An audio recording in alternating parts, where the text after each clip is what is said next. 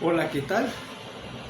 Voy a compartirles a ustedes una respuesta a una pregunta que me hace mi amigo Daniel Roa y pues que yo no tengo la formación suficiente para contestarle como él se merece, pero me basé en el padre Luis Toro, en algunas cosas que él recomienda, unos autores como Juan Bautista Fernández, Alonso Schosser, José Luis Eslorza, George Casalis, algunos diccionarios de historia, de teología, algunas cosas que encontré en blogs explicando algunos temas y pues espero poder darle luces a los interrogantes que tiene Daniel y que a través de esa excusa les quiero compartir a ustedes.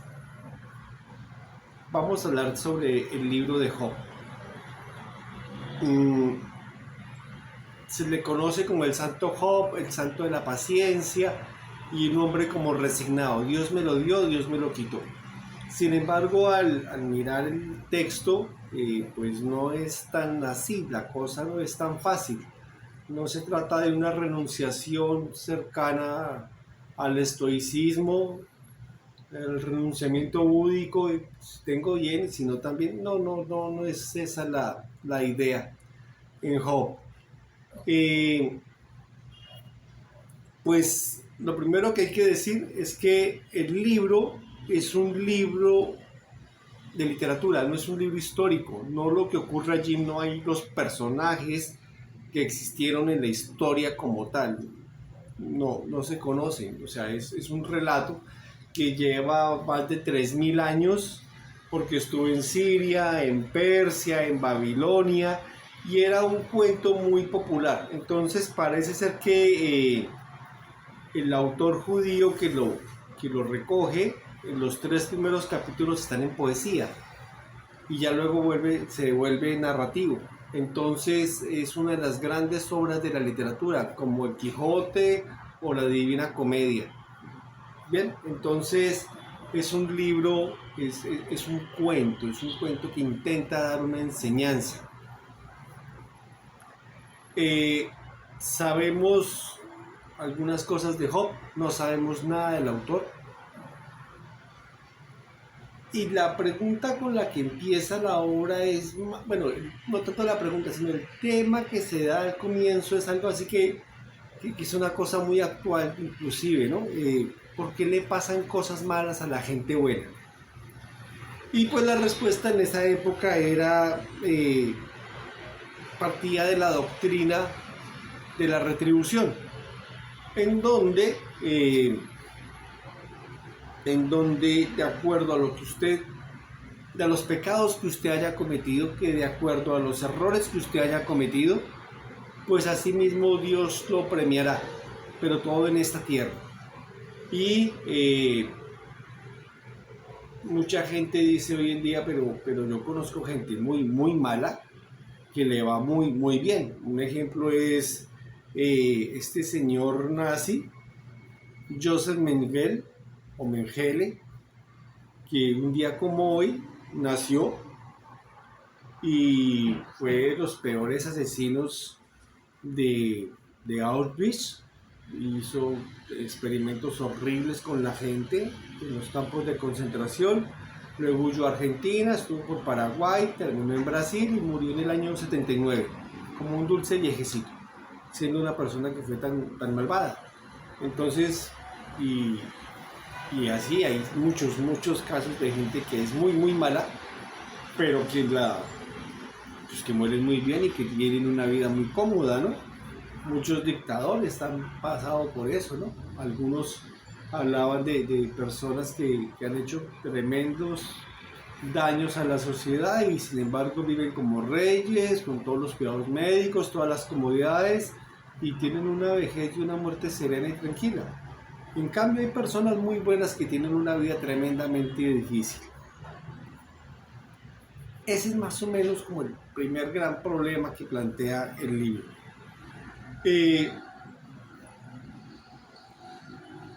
Ahora bien, el asunto, digamos, de entrada Y yo veo ahí que dice uno, espérese porque si eso no, si de entrada no agarramos este concepto, nos vamos a perder a lo largo del camino. Y es que eh, para muchas personas, tengo un amigo muy querido, eh, con muchos estudios y tiene muy fuertes y poderosos argumentos para justificar lo que voy a decir. Él dice que el cielo y el infierno se viven acá, y eso es un estado de ánimo. Entonces, una persona atormentada, problemada, angustiada, pues vive su infierno acá. Y de igual modo, una persona que vive feliz, tranquila, que no se toma los problemas personales, que hace lo que tiene que hacer, pues vivió en el cielo. Yo a eso le veo un problema muy grande, y el primer problema que le veo es que entonces no hay escatología, no hay más allá. Con esa visión de entrada se acaba todo destino superior, toda esperanza de resurrección, toda posibilidad de una vida después de la muerte.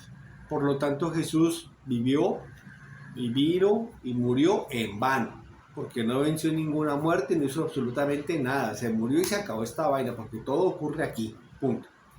Segunda cuestión que veo yo ante esa postura de mi amigo, es que la vaina es entre Dios y yo. Si yo no me siento mal, Dios no me va a juzgar. Algo así como lo que pasaba con la serie de Lucifer, ¿no? Que los pecados son subjetivos. Si yo me siento culpable por algo, pues ese será mi infierno, y lo repetiré hasta que lo pueda expurgar y me pueda liberar de eso. Y eso es una mirada bastante interesante, pero pues que no es verdad. Hay cosas que son malas, hay cosas que no se deben hacer, y no porque yo no me sienta mal haciéndolas quiere decir que estén bien. Entonces, ¿quién decide qué es lo bueno, qué es lo malo? Pues no hay que ir muy lejos. Cuando se daña a alguien, se está haciendo una cosa mala. Así yo no me sienta mal. Usted es el que se siente mal por eso. Pero no, en el fondo sabemos que estamos obrando mal. Tercera cosa, que eso va en contra de todo catolicismo, porque el catolicismo, por eso en la Eucaristía sale la comunión. Yo no puedo estar bien si mi hermano está mal.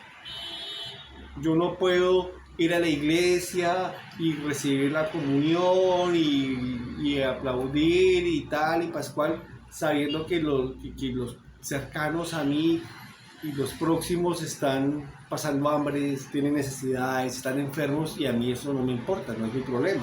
Yo estoy bien con Dios, allá ellos. Y eso va muy amarradito de una idea de la ética, que se entiende que la ética es la norma. Entonces, si está en el código escrito, lo cumplo; no está en el código, está permitido. Entonces me pasó el semáforo en rojo porque pues nadie me está viendo, no le hice daño a nadie, es mi cuerpo, ¿a usted qué le importa? El límite de la ética está en el borde de los dedos. Si yo no le hago daño a nadie, ¿a usted qué le importa? Y resulta que no es verdad. Eso no es cierto. No es cierto. No soy una isla en el mundo. Todo lo que yo hago afecta a muchas otras personas de muchas otras maneras que a veces ni uno mismo lo alcanza a considerar. Detrás de mí dejo un rastro con mis actuaciones. Entonces, mire todo lo que lleva nomás la primera frasecita del texto de Job. No es cierto que es mi cuerpo, es mi vida y a usted no le importa. Eso no es verdad, no es cierto. Todos nos estamos vinculados intrínsecamente. La humanidad no se puede realizar individualmente. La humanidad tiene que ser colectiva, tiene que ser comunitaria. Bien, pero bueno, me desvío un poquito. Volvamos otra vez a Job. El libro es más o menos sencillo. Viene la primera parte que cuenta la aparente apuesta de Dios contra Satanás, aunque la traducción no es exacta, no es Satanás, sino lo que se utiliza allí es la palabra del adversario, ¿sí? Pero lo traducen como Satanás, pero pues ya eso nos daría mucho que hablar y mucho que discutir. Pero más allá de eso, el escenario de los 3 primeros capítulos insiste en que Job lo tiene todo. Tiene una bonita familia, tiene unos hijos que lo quieren, tiene prosperidad, tiene salud, tiene grandes amigos, o sea, tiene el sueño americano, tiene lo que toda la gente hoy en día desea: plata, fama, respeto, dinero, lujo, salud, bienestar, un grupo de gente que lo rodea adecuadamente, un estatus. O sea, nada le preocupa a este hombre en la vida. Eso es lo que todo el mundo quiere hoy en día. Y tiene 7 hijos, 3 hijas, y todos los números que aparecen allí son simbólicos. Todos tienen que ver con el tope a lo que se puede alcanzar. Todos los números que aparecen allí, leía yo que significan la plenitud de los hijos, la plenitud de la alegría, la plenitud de la riqueza, la plenitud de la prosperidad, la plenitud de la salud. Allá, el tope de lo que se puede alcanzar humanamente. Todo eso lo tenía Job. Y el adversario le dice a Dios que pues si le quita todo esto a Job, Job va a renegar de Dios. ¿Por qué? Pues por lo que estamos diciendo, la doctrina de la retribución. Si yo me porto bien, Dios me va a dar premios; si yo me porto mal, Dios me castiga y me quita las cosas. ¿Bien? Aquí aparecen 2 autores, que son Ezequiel y Isaías, que ya no están hablando de eso. Entonces parece que el autor no conoce esos profetas, o que el texto es anterior o posterior, pero allí ocurre una cosa extraña, ¿no? Que se siga pensando en eso cuando en otras partes de la misma Biblia, más o menos para la misma época, parece que es algo ya que ya se ha cuestionado y que la gente ya no considera tan así. Ahora, luego el libro nos dice que Job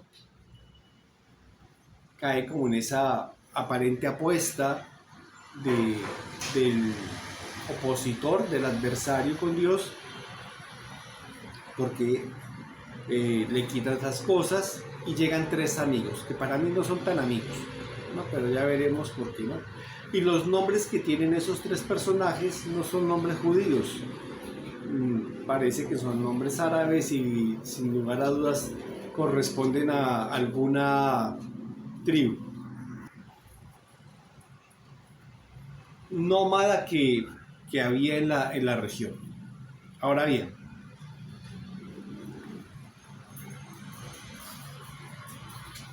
luego el adversario, al ver que Job le dice, pues Dios me lo dio, Dios me lo quitó, y no pasa mayor cosa, pues sí, perdió sus hijos, perdió su riqueza. Mira, aquí tengo mi perro, venga perro, que quiere salir en la cámara. Diga, hola, yo estuve con mi papá. ¿Ya? ¿Ya? ¿Listo? Bien, bien, vaya para allá.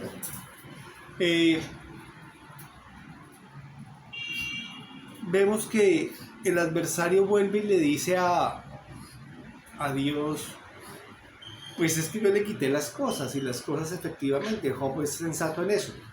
Sin nada venimos a este mundo y sin nada nos vamos a ir. Pero si lo ataco a él, va a ver usted como si no le va a gustar. Y es que de alguna manera a veces uno siente un fresquito cuando al otro le va mal, ¿no? Cuando al rival, cuando al adversario le va mal, ¿no? Cuando... Eso se ve mucho en fútbol o en política, ¿no? Cuando mi rival le salen las cosas mal, en fútbol o en política, la gente suele sentir, como decimos en Colombia, un fresquito, ¿no? Como que, qué bueno que le fue mal, yo tenía razón, no era la persona adecuada, no era el buen equipo. Entonces, algo así utiliza el adversario con Job.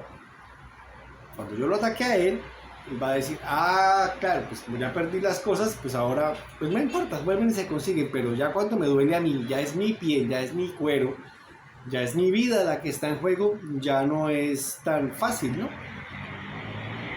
Y Dios le da ese permiso y le dice, pero no lo mate, consérvele la vida, respétese.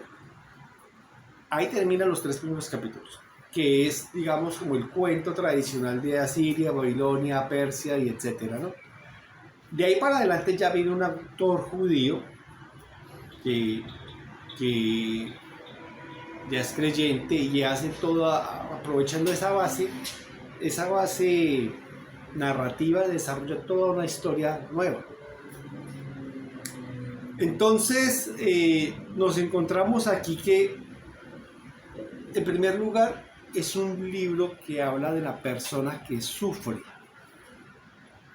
Y es que el sufrimiento en muchas religiones y en muchas culturas permite que las personas amplíen su espectro comprensivo y valoren con mucha fuerza cosas, situaciones, sentimientos, emociones, momentos que alguien que no está en condición de sufrimiento, de vulnerabilidad, de dependencia, no ve, no valora, no las percibe como un problema, o bueno, más que un problema, como una gran riqueza. Pero en Job 10 nos encontramos con una cosa bien especial, y es que cuando el adversario hiere a Job con la enfermedad, Job dice, pero ¿por qué me pasa esto a mí?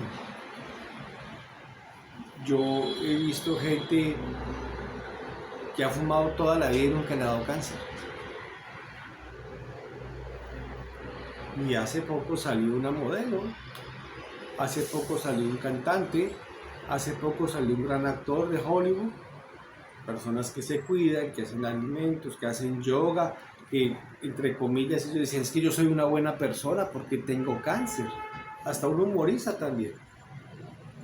¿Por qué a mí? ¿Por qué yo si yo no soy malo? Lo decimos hoy. Y este texto de Job es muy viejo. Por lo menos del año 1000 antes de Cristo. Bueno, la fecha no estoy seguro, pero es muy viejo, ¿no? Y es la misma queja, el mismo reclamo. Y así se presenta Job en el capítulo 10, pero es que yo soy una buena persona, mano, yo no he cometido ningún pecado, ¿por qué me está pasando esto a mí? Ahí se desespera, ahí ya le duele. Ahí es cuando el adversario dice, no, que no. Y ahí es cuando decimos que la paciencia del santo Job no es tan paciente, porque ya viene una angustia por la pérdida, no de la vida, sino por la pérdida de vivir como se vivía antes.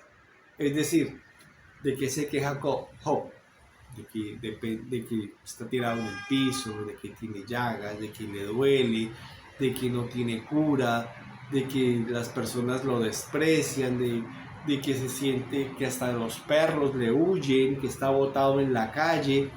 De eso se queja Job. No por la inminencia de la muerte, sino por la manera en que empieza a vivir en medio del sufrimiento. Ese es el punto. Porque si fuera por morirse, pues se murió y ya, pero es que no se muere. Es el problema. El problema del enfermo de cáncer no es que esté enfermo, el problema es que no se muere. Y todos los días le duele, y todos los días le sufre. Y tiene diarrea, y tiene vómito, y tiene debilidad, y tiene cansancio.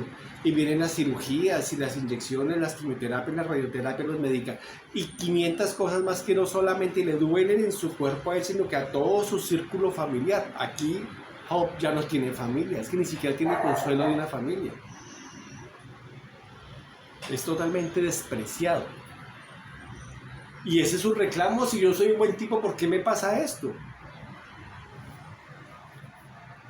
Y llegan, perdón por la voz, llegan sus 3 amigos, que vuelvo y digo, son amigos raros. Uno se llama Elifaz, el otro Bildad y el otro Zofar. Y son 3 sujetos que se me antojan a mí muy extraños, porque él los llama amigos. Sin embargo, estos amigos, en vez de consolarlo, atenderlo, cuidarlo, limpiarlo, llevarlo a su casa, alguna cosa, lo que hacen es caerle encima. Es que usted fue malo, es que usted fue mentiroso, es que usted fue tramposo, es que usted no crea que es tan bueno. Alguna cosa tiene que hacer porque esto no le pasa a alguien, porque sí. Porque los amigos están pensando en la doctrina de la retribución. Si tú estás mal es porque Dios te castigó porque hiciste un pecado. En el evangelio del próximo domingo es el evangelio de la persona que nace ciega, y lo llevan a donde Jesús, y Jesús le preguntan a Jesús, ¿quién pecó? ¿Este o sus papás para que haya nacido ciego? Y Jesús le dice que no, ni este ni los papás, es para la gloria de Dios. Es una respuesta también rara de Jesús, pero me sirve porque no conocemos todos los designios de Dios. Y partimos del supuesto de que Dios tiene que acomodarse a lo que yo quiero, a la subjetividad que mencionábamos ahorita. Si yo no me siento mal, si yo no creo que haya hecho nada malo, entonces ¿por qué me pasa esto a mí? Dios, ¿usted qué le está pasando? Se equivocó de persona. ¿Se entiende? Bien. Y Elifaz le dice: usted ha sido un berraco, hermano. Usted, bien, después de todo, de perder la mujer, los hijos, la casa, la plata, los ganado, todo, bien. Pero sin embargo, ¿a quién que ha sido tan bueno le pasan cosas malas? A nadie. ¿Algún pecado tiene usted, hermano? Algo hizo que a Dios no le gustó. El segundo amigo le dice más o menos lo mismo, sino que le dice que a las personas malas, tarde o temprano pagan lo que les ha pasado. Y pues ese es su momento. Oh, la vida le está cobrando. Y el tercer amigo, Zofar, le dice que, abro comillas, si en tu mano hay iniquidad y la alejas de ti y no permites que la maldad more en tus tiendas, entonces ciertamente levantarás tu rostro sin mancha, estarás firme y no temerás. Tu vida será más radiante que el mediodía. Job 11, 14 y siguientes. ¿Qué le está diciendo indirectamente? Que de pronto no fue el malo, pero permitió el mal. Se hizo el de la vista gorda en sus tiendas y permitió que ocurrieran cosas malas. Ah, como no es conmigo, pues problema mío es. Y resulta que sí. A veces, sin querer queriendo, somos cómplices de permitir que le ocurran cosas malas a otras personas. Cuando nos volamos un semáforo, cuando creemos que ser listo y ser inteligente y ser, como decimos en Colombia, echados para adelante es hacer trampa, buenos para hacer trampa y hábiles para evadir la justicia, para romper las normas. Eso también lo hace usted responsable, ¿no? En católico se dice de omisión, pecado de omisión, porque no hizo lo que tenía que hacer para evitar. ¿Sí? Pero bueno. Entonces, como decíamos, estos amigos, lejos de acogerlo, limpiarlo, cuidarlo, como hizo el samaritano con el desconocido, le dan desgarrote y lo recriminan y lo reprochan. Y entonces, creo yo que ahí de alguna manera es como si fueran más bien delegados del antagonista, del adversario, o como dicen las traducciones, de Lucifer, de Satanás. Porque lejos de animarlo y de acompañarlo y de acogerlo y fortalecerlo, lo critican, lo pullan, le dan garrote para que él blasfeme de Dios, que era lo que quería el adversario. Y eso era lo que le decía el adversario de Dios. Cuando yo lo toque a él, va a ver cómo si blasfema. Sin embargo, Job no lo hace. Hasta la mujer de Job, la primera parte del capítulo, antes del capítulo 3, le dice: pues venga, reniegue de Dios, ya maldiga a ese Dios suyo que no sirve para nada. Mire cómo lo tiene, entonces ¿para qué quiere Dios con todas esas desgracias? Pero Job no lo hace. ¿Sí?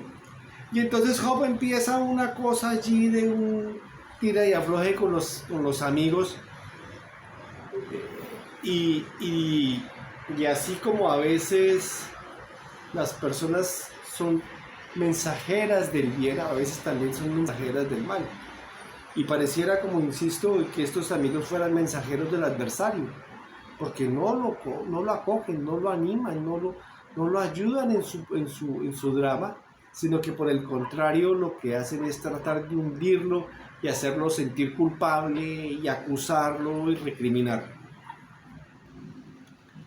Después, ¿qué ocurre? Ocurre que Job estalla. Job estalla y estalla con Dios. Y él le hace su reclamo muy, muy fuerte. Y le hace un reclamo durísimo. Y le dice vea Dios, no me aguanto más esta vaina.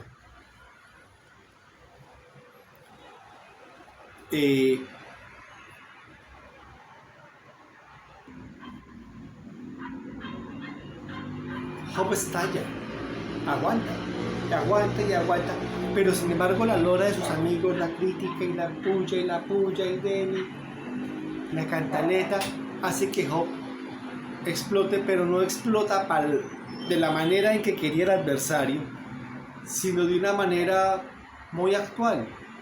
Y era lo que se ahorita, le hace un reclamo a Dios.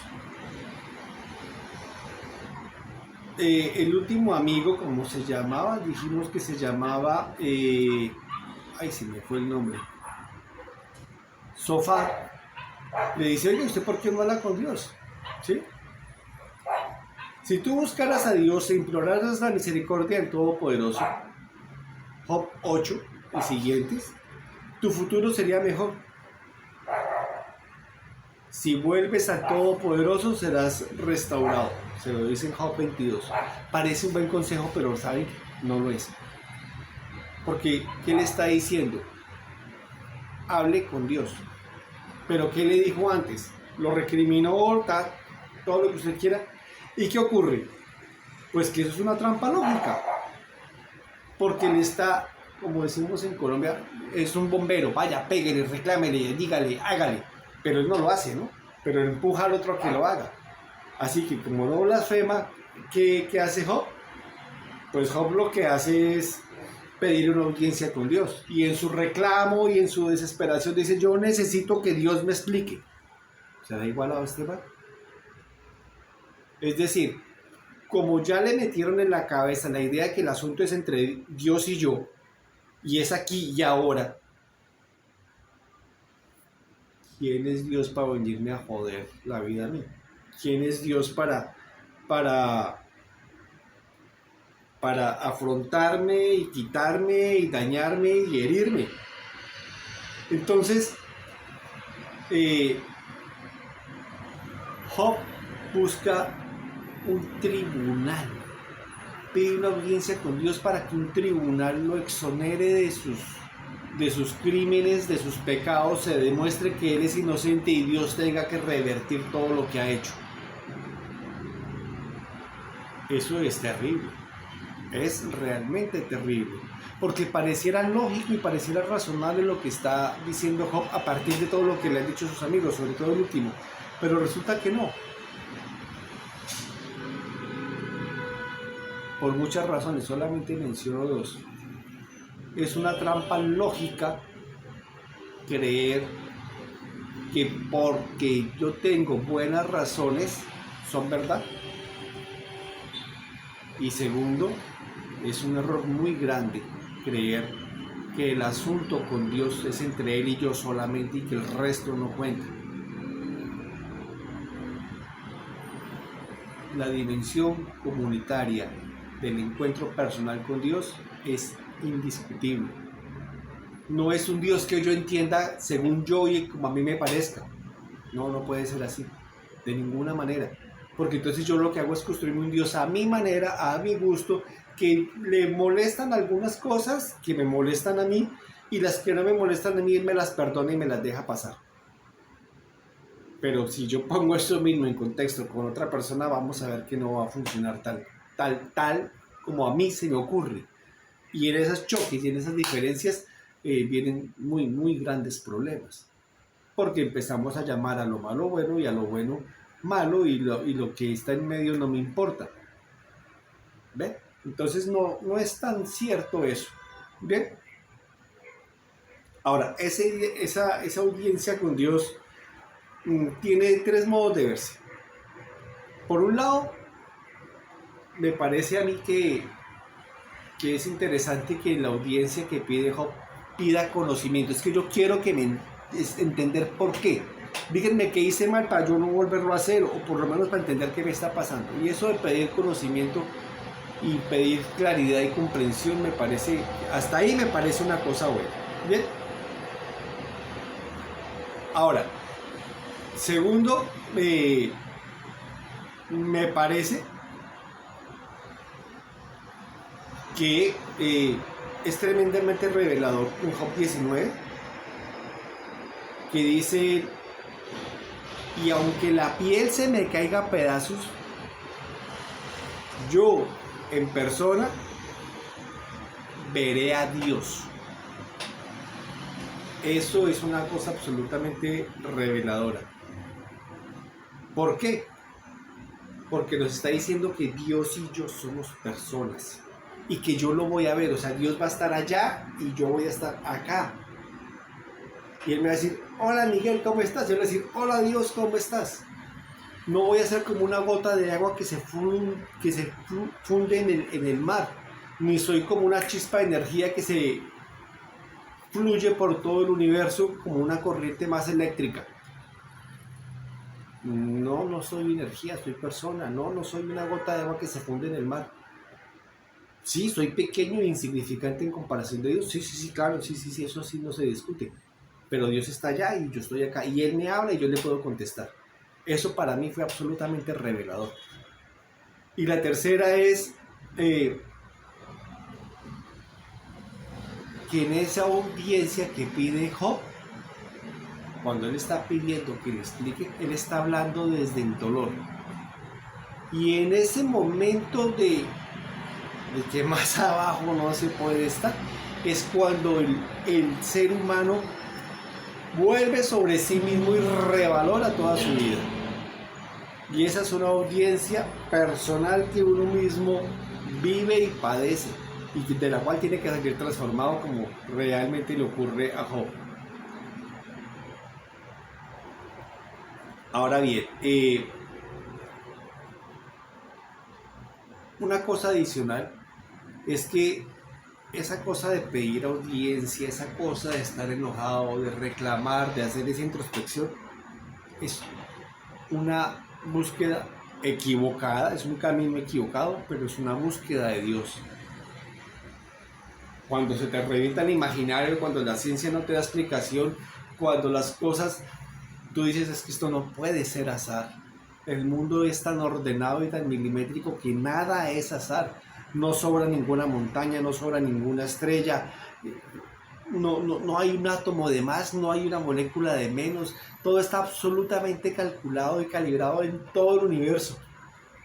Yo no puedo ser fruto del azar, de una evolución que pues salió así, que venimos de la rana o del simio o de lo que sea. Pues sí, somos de la familia Homo, igual que los orangutanes y los gibones. Y sí, pertenezco a la especie Sapiens, pero eso no es por azar. No puede ser por azar. En esa comprensión de que no es por azar que ocurren las cosas, hay un descubrir de Dios. Hay un descubrir de los propios límites de la razón. Hay un descubrir de los propios límites de la ciencia. Y te quedan dos posibilidades: o la utopía, algún día la ciencia podrá, o la simulación. No, es que vamos a descargar tu conciencia en un ordenador y vivirás para siempre y podrás estar en todos los lugares al mismo tiempo, como le ocurre a un troll. Y pues no, una simulación es una simulación. Y ya, no es cierto, no es verdad, no ocurre, no se puede. Eso es encontrarse patente con Dios, que es lo que le ocurre a Job. Y ya llegamos al capítulo 38 y es que ocurre una cosa bien extraña, ¿no? Job le reclama, le alega, y patalea y todo lo que usted quiera. Y en ese momento Dios sale al encuentro de Job. Aquí tengo mi lupa y aquí dice lo siguiente: entonces el Señor le habla a Job de en medio de la tempestad. El Señor: ¿quién eres tú para dudar de mi providencia y mostrar con tus palabras tu ignorancia?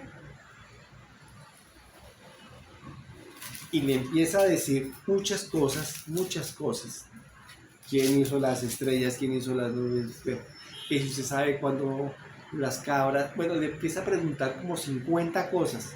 Y Job, ante todo, no sé, ups, Job descubre todas las maravillas que Dios tiene y que constantemente le da al ser humano, que él no ha visto por estar pensando en su pequeñez, por estarse mirando el ombligo, es que me duele aquí. Y se le olvida todo lo que constantemente Dios nos da para ayudarnos a salir de ese solipsismo y de ese egocentrismo y abrir la cabeza y levantar la cara. Segunda cosa, es un diálogo entre personas. Job dice, venga Dios, hablemos. ¿Dónde está usted? Lo estoy buscando y no aparece, ¿no? Justifique sus respuestas. Es desafiante, es altanero, es grosero. Pide un tribunal como si hubiera algo superior a Dios para exonerarlo, como decíamos ahorita. ¿Y Dios qué le dice? ¿Usted cree que no soy providente? Usted, o sea, dése cuenta que usted sabe tan poco que lo que está hablando es con la ignorancia. Mi mamá me enseñó que la ignorancia es atrevida. Y eso es lo que le pasa a Job. Y en la aparente respuesta enojada de Dios, lo que hay es una profunda compasión. Pobrecito, este bobo no sabe lo que está diciendo. Y ahí es ternura. Mire, usted sabe cuántas hay, cuántas estrellas hay, cuántos universos hay. Usted sabe cuántos ríos, cuántas moléculas, cuántos átomos. ¿Usted sabe de eso? Para que venga usted a decirme que no soy providente, que no soy capaz, que no estoy pendiente de usted. Usted sabe lo que está diciendo. O sea, escúchese, por favor. Dese cuenta lo necio, el ridículo que está haciendo, hermano. Y sin embargo, con toda su majestad, viene y lo acoge amorosamente.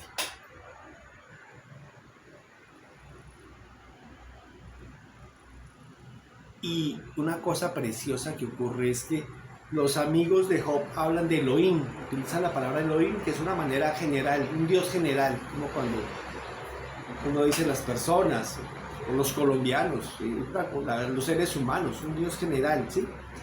Y le empieza a llamar Yahvé. Ya es un Dios personalizado, ya es un Dios con rostros, un Dios con una manera de ser que se da, que se revela, que se muestra en medio de la adversidad y el enojo. Que lejos de hacerse el de los oídos sordos y lejos de obrar un portentoso rayo y ¡bah! Aquí estoy. Es un Dios amoroso que se revela en el silencio de la introspección, que se revela en el sufrimiento, que se revela en la debilidad y que se revela ante ti para mostrarte todo su amor, para hablarte con ternura y con compasión. Y a todas las preguntas, que este joven es espectacular, ¿no? Y a todas las preguntas que Dios le hace, Dios no le contesta ninguna. Ninguna le contesta, ¿no? Pero Job queda maravillado y dice, sí, de verdad soy muy ignorante. Y miren esta parte, ¿no? Que a mí me parece muy diciente, ¿no? ¿Dónde está?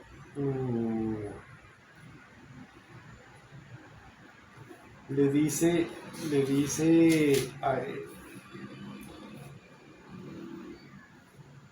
dice Job a Yahvé, pues sabe que, oiga, si yo no había pensado en todas esas cosas que usted tiene, yo no sabía que usted hacía todo eso, yo solamente estaba pensando en mí, no en todo lo que implica ser Dios. Le dice en el capítulo 40, los primeros versos,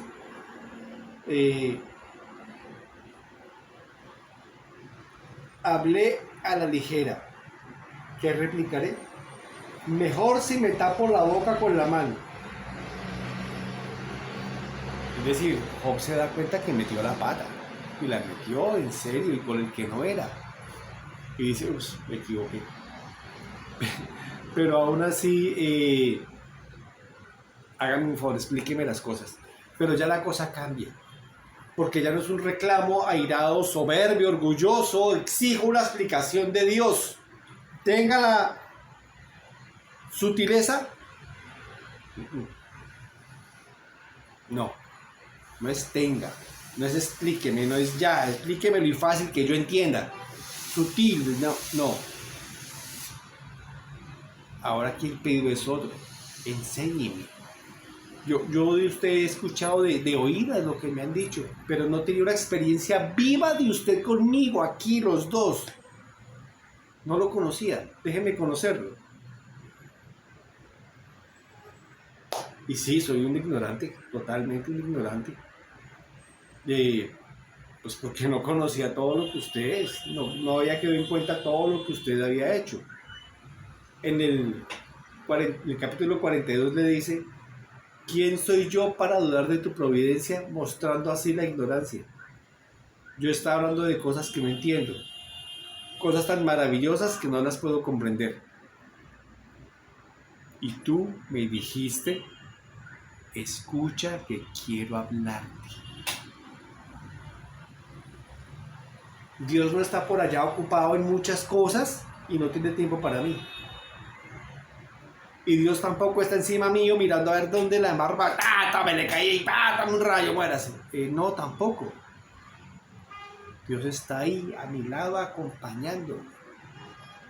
Y constantemente me está diciendo: quiero hablarte, escúchame. Déjate decir las cosas amorosamente. Tanto en el éxito, en el triunfo, en la salud, en la alegría, como en el dolor y en el sufrimiento y la soledad. Ahí está Dios.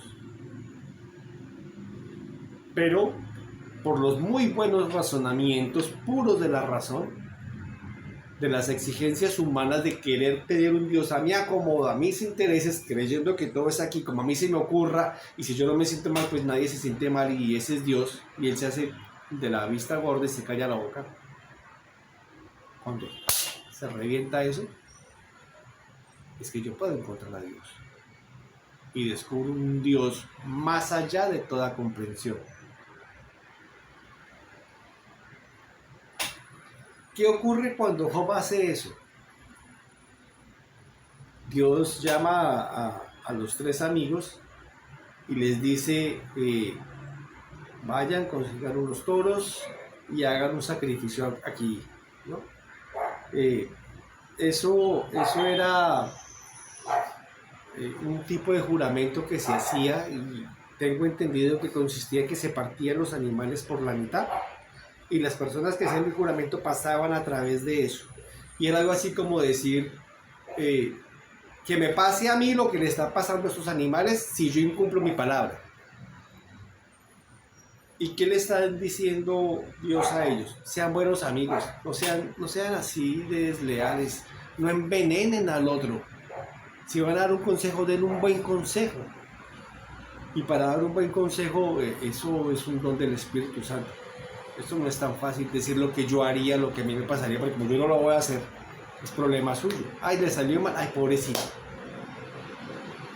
Es que cuando yo doy un consejo, soy yo mismo el que me estoy jugando la vida con el otro, y lo voy a acompañar en lo que le estoy diciendo que decida. No es: aquí le doy el consejo y mire a usted qué hace. No, es que yo voy con usted. Por eso les pide que hagan ese sacrificio. Que me pase a mí lo que estos animales le pasan si yo no le cumplo a usted. Le está pidiendo que sean muy buenos amigos. ¿Y a Job qué le dice? Ore por ellos. Y eso es absolutamente hermoso, es un Dios de amor. No tenga rencor con ellos. Más bien, enséñenles lo que aprendió de esto. Comparta con ellos esto. Y allí le devuelve a Job todo. Le da hijos, le da tierras, le da no juventud, sino larga vida, tranquila. Y el reproche que le hace Job a los amigos es: ustedes no hablaron bien de mí. No hablaron bien de mí. Y eso me tiene muy enojado, porque todo el tiempo estuvieron hablando, y es que Dios, y es que Dios, y es que Dios, y es que Dios no le gusta, y es que Dios no quiere, y es que, ¿por qué no habla con Dios? Pero todo de una manera malintencionada, todo torciéndolo, todo doblándolo y retorciéndolo para hacer daño, creyéndose que ellos saben que quiere Dios. Y Dios les dice, estoy herido con ustedes, porque hablaron mal de mí.